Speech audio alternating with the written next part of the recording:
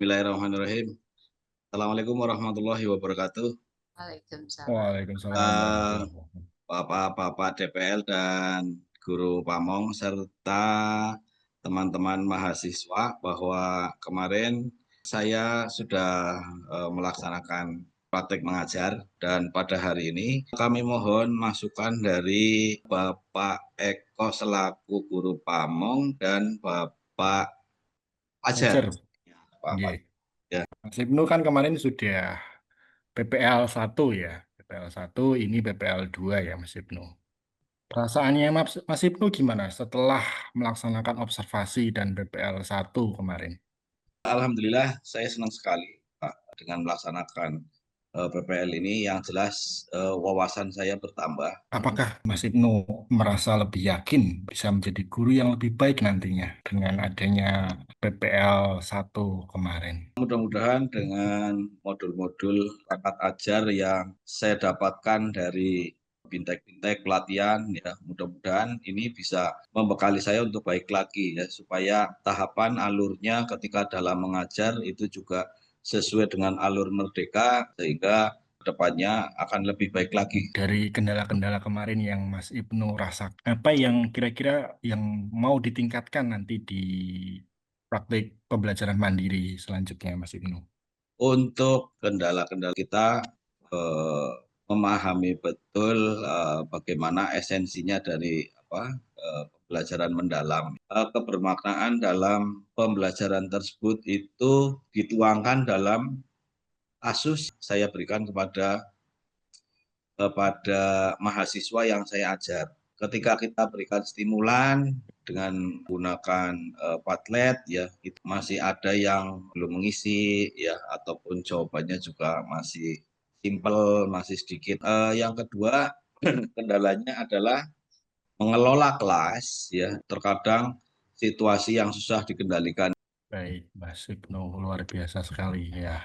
Memang yang dilakukan Mas Ibnu tadi tentang penggunaan media pembelajaran tadi sangat luar biasa begitu. Cuman ya kita perlu antisipasi juga bahwa ketika kita menggunakan media ini jangan sampai nanti menghilangkan esensi pembelajaran itu sendiri begitu. Pak PPL. Eko mungkin ada masukan untuk yang tahu kondisi real di lapangan. Jadi sangat baik sekali. Tadi dari berbagai metode sudah dilakukan dan eh, tadi pakai paket juga, namun juga ini saya di catatan saya mungkin harus ada sebuah refleksi dari mahasiswa sendiri.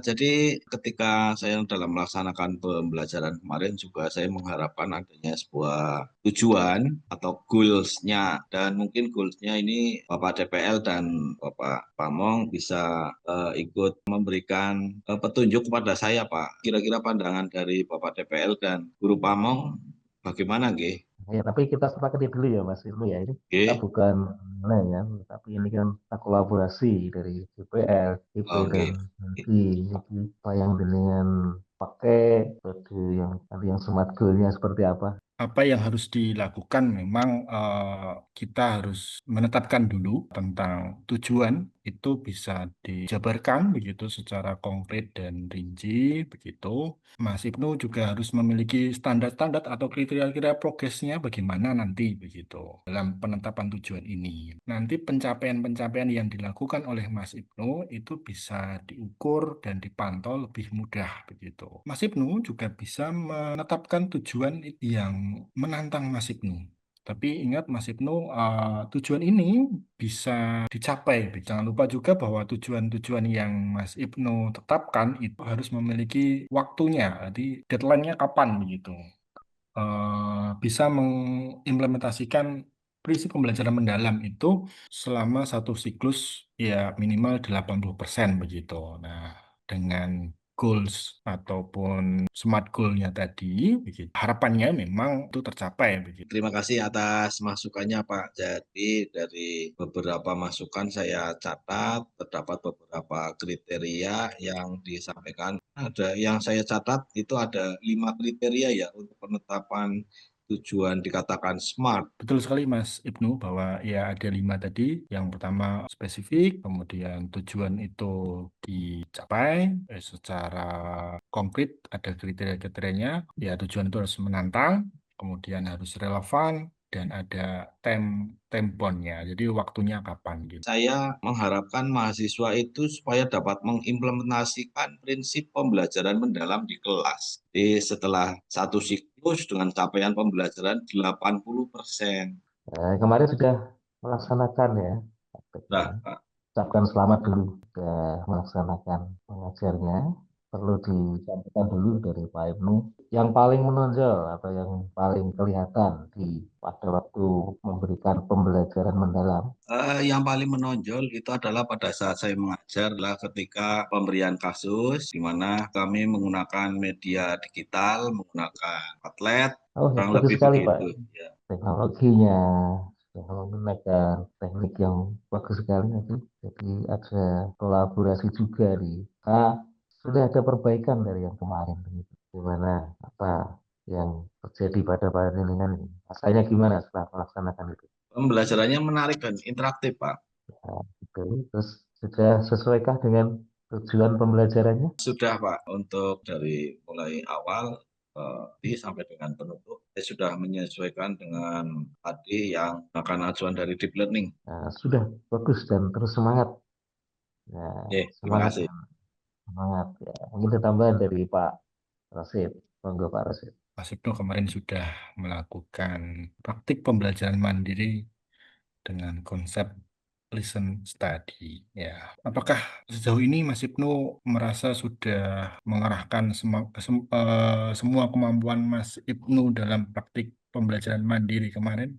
Insya Allah sudah, Pak. Namun saya masih merasa banyak kekurangan dari berbagai sisi, dari berbagai aspek ya. Tidak pas dari saya sendiri juga belum sempurna. Baik, baik. Nah, kira-kira Mas Ibnu, apakah Mas Ibnu yakin bahwa siswanya kemarin itu memahami apa yang Mas Ibnu sampaikan begitu? Saya melakukan diagnostik awal dan kemudian langsung direfleksikan. Langsung saya memberikan tanggapan sebelum mulai masuk pada bagian inti. Dan pada bagian inti pula saya menegaskan kembali melalui pertanyaan kepada mahasiswa ya, apakah pembelajarannya ini bisa dipahami atau bisa dimengerti dan mahasiswa memberikan tanggapan yang positif. Saya kira itu.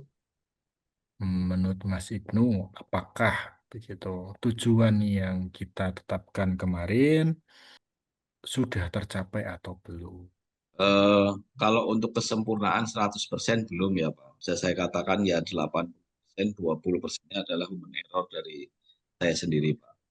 Pak Eko, ada tambahan mungkin untuk Mas Ibnu?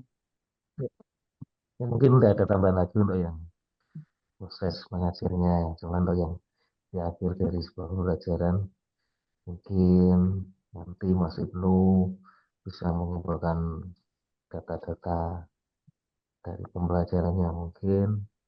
eh, Hanya itu saja Mas Ibnu. Sudah Baik. bagus, tinggal ditingkatkan dan lanjutkan. Sudah dilakukan Mas Ibnu, sudah sangat luar biasa.